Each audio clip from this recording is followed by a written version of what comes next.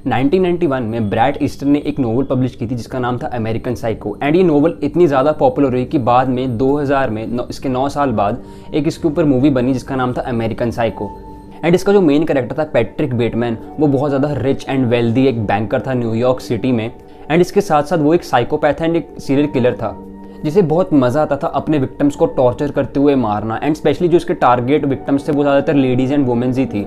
But इसके साथ साथ वो एक बहुत ज़्यादा नॉर्मल लाइफ एंड बहुत सोफिस्टिकेटेड लाइफ अपनी फॉलो करता था। बहुत ज़्यादा डिसिप्लिन था अपने रूटीन्स को, अपने बॉडी को या फिर अपने अपीयरेंस को लेके।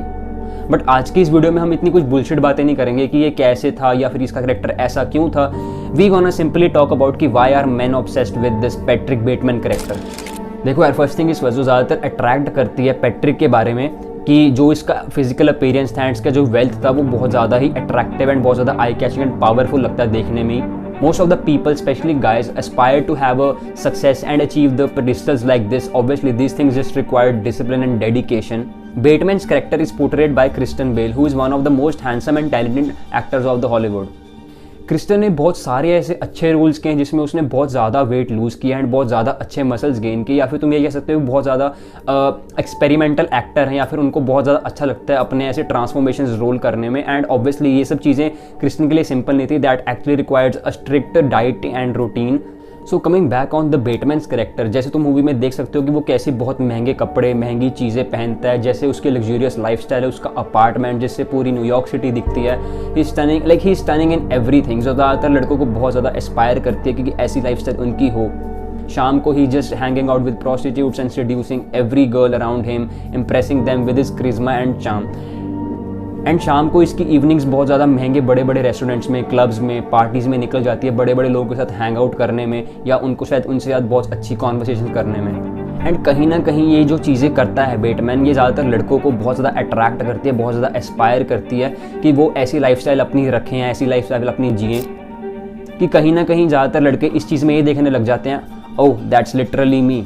And second reason could be like this, जो बेटमैन की इनसिक्योरिटीज़ हैं and shallowness, obsession with money, status, जो ज़्यादातर आजकल के मॉडर्न सोसाइटी में तुम देखने को मिल जाएगी।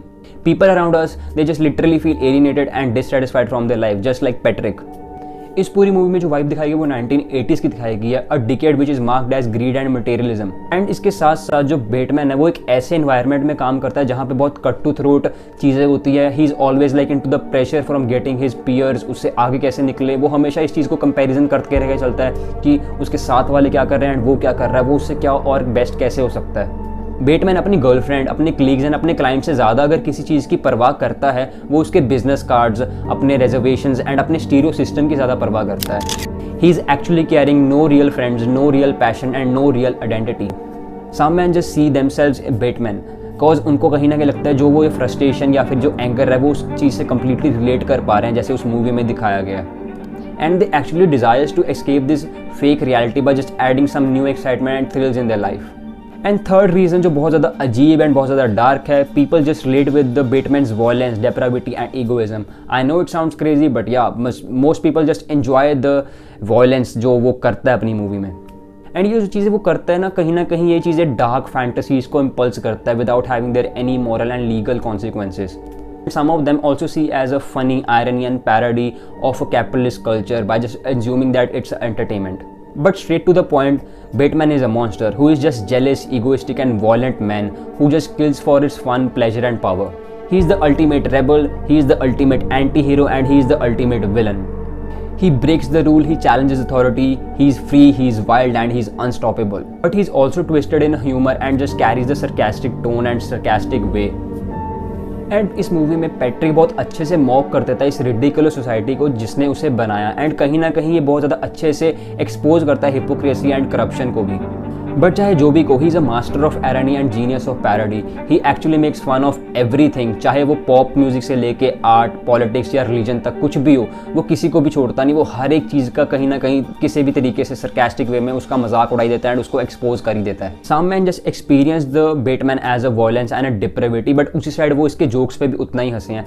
क्रिटिक्स में जो ये करेक्टर है पैट्रिक बेटमैन का, इसे बहुत ज़्यादा ही पसंद किया गया। एंड कहीं ना कहीं तुम भी कहीं ना कहीं इस चीज़ से रिलेट कर ही पा रहे हो कि ओ दैट्स लिटरली मी, कि हाँ कुछ मेरी लाइफस्टाइल भी ऐसी हो सकती है आगे चल के जाके, या फिर मैं अगर इतना डेडिकेटेड हुआ। क्योंकि ज़्यादातर लड़के इस चीज़ को अगर जब देखते हैं ना, इस कैरेक्टर को देखते हैं, वो कहीं ना कहीं फील करने जाते हैं कि हाँ ये शायद मैं हो सकता हूँ 2 साल के अंदर। I mean obviously you can't murder someone, या फिर तुम कुछ ऐसी चीज़ें नहीं करोगे, बट हाँ तुम कहीं ना कहीं जो उसका लाइफस्टाइल है उससे बहुत ज़्यादा इंस्पायर होगे। एंड मेरे को नहीं पता इन तीनों पॉइंट्स में से तुम्हें कौन सा पॉइंट बहुत ज़्यादा वैलिड लगा है, तुम्हें कौन सा पॉइंट सबसे ज़्यादा अट्रैक्ट किया। बहुत डिफरेंट ओपिनियंस हैं, सबके अलग अलग टेस्ट है, मैं किसी को जज नहीं कर रहा, बट जो मुझे बहुत रेलेवेंट लगे 3 मैंने वो उठाए इस वीडियो में। एंड अगर तुम्हें ये वीडियो अच्छी लगी तो प्लीज़ ये वीडियो को लाइक करना, शेयर करना, सब्सक्राइब करना। एंड या will see you the next one, bye.